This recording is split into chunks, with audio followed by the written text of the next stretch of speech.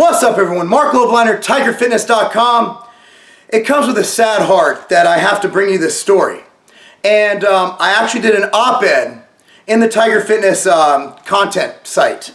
The reason I've done this before, people say, well, it's the same as the content site. There's a message I want to get out there that unfortunately not everybody reads the content site. Maybe after this you will go and subscribe and check out the content site when new things come in. But essentially, Joanna Wilson, who was a top NPC Physique competitor, she died before the USA's. Now I've seen a lot of people doing videos saying, I know it's diuretics, I know it's this, I know it's that. Until a full autopsy, we don't know if she had congenital heart failure. We don't know what happened. But even if she did have congenital heart failure, the plethora of stressors she was putting her body through definitely did not help that along. Now, Joanna left behind what seemed to be a successful career and two lovely children. And before I get into it was diuretics, it was insulin, it was this, it was that, we don't know what she was taking. However, what I would like to do, rather than assuming something that is proven to be wrong later, I would like to just say what probably aided this along and hopefully give you guys some levity. A lot of people have this whatever it takes mindset, the whole 3cc bullshit mentality going around online. And that's all fine and dandy until you have responsibility and you have people who care about you. I have three lovely children. I'm an Exos trainer. I'm also someone who does not want to die. I am a professional bodybuilder. I am not a competitive professional bodybuilder anymore, but I do train really hard and I try to get as big as possible within any safe means where I can mitigate some of the dangers. You guys have seen a lot of my videos.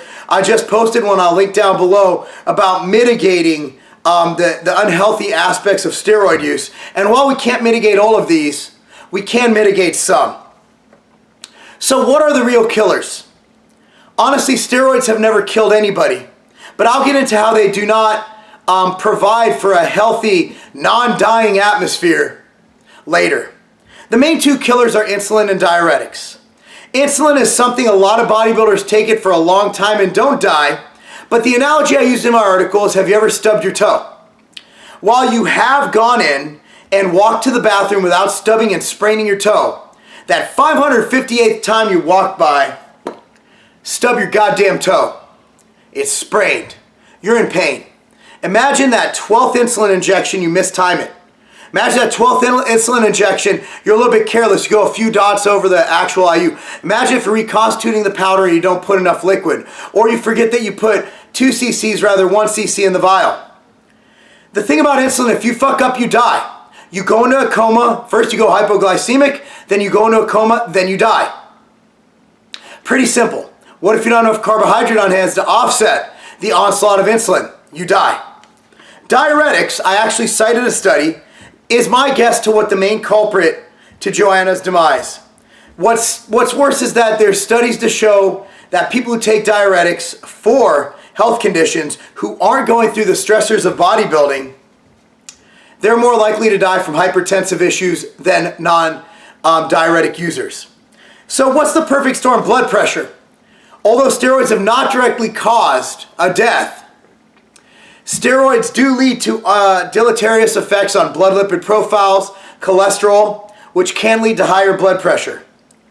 Unhealthy body fat levels. I'm not talking about being obese, I'm talking about being too lean. Your body is stressed, your body's in a survival mode, and your body is not operating efficiently when it's at a well below set point body fat to display muscle.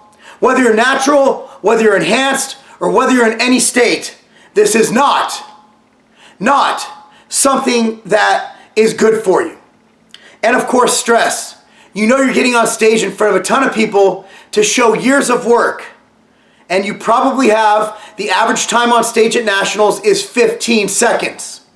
For the average competitor who doesn't make finals, 15 seconds. Sounds a little stressful to me. So who's to blame?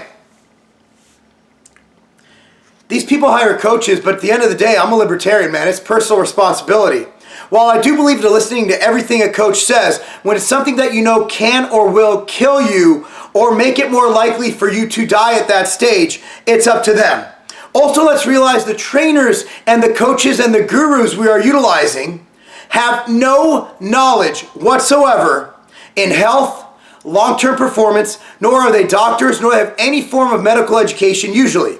Take Hani Rambod, for example. He gets people in shape. Let's be real here, though. At that level, these guys are fucking chemists. I have respect for Hani. Hell, how many top-level physiques has he produced?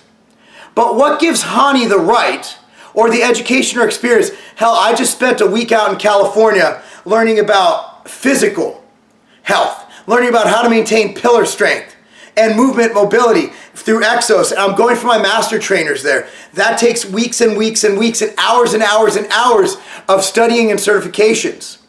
What studying and certifications, other than testing shit out on gerbils or guinea pigs, otherwise top-level bodybuilders who have the genetics where you could just give them chicken and rice and a little bit of testosterone and they'll blow the fuck up. I want to see these guys churn out some natural pros like I have, like Lane has. I want to see that. That's when you're a real fucking coach. Till then, you're just a chemist. So we're trusting these guys to prescribe insulin, essentially, to prescribe diuretics, essentially, two things that will kill you, that have a very, very likely chance of improving your chances, improving your odds of dying that day.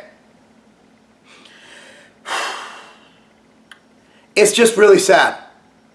Because guess what? This won't stop.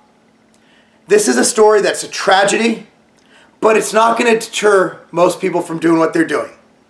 The allure isn't money. I think everybody who competes past the age of 16 who has those dreams knows that there's no money in competing, knows that sponsorships are few and far between and usually for product only. I think that people want to be the best. They want to exemplify this ungodly physique that no one else can have. They want their hand held in the air as they are crowned champion for that day. They want to win. As long as there is sport, there will be competition. As long as there is competition, risks will be taken. What I hope we get from this, for those of you who think pragmatically, for those of you who think rationally, like myself, I want you guys to think long and hard about what your goals are in life. Use this tragedy as a wake-up call. Is it worth your life? Is it worth your livelihood? Is it worth leaving your children, family, and friends behind? Or even increases the chances of doing so to win a trophy? To win the USA's? Fuck. To win the Olympia? Look, I'm not saying don't use drugs. Not. It's hypocritical. I'm not saying don't go hard. I'm saying that when you're choosing what you're going to do, there's something called a Ben Franklin chart. Risk, reward. Risk, reward. Is that 10 extra pounds of muscle from insulin worth the risk? Is that 1% more dryness from diuretics worth the risk?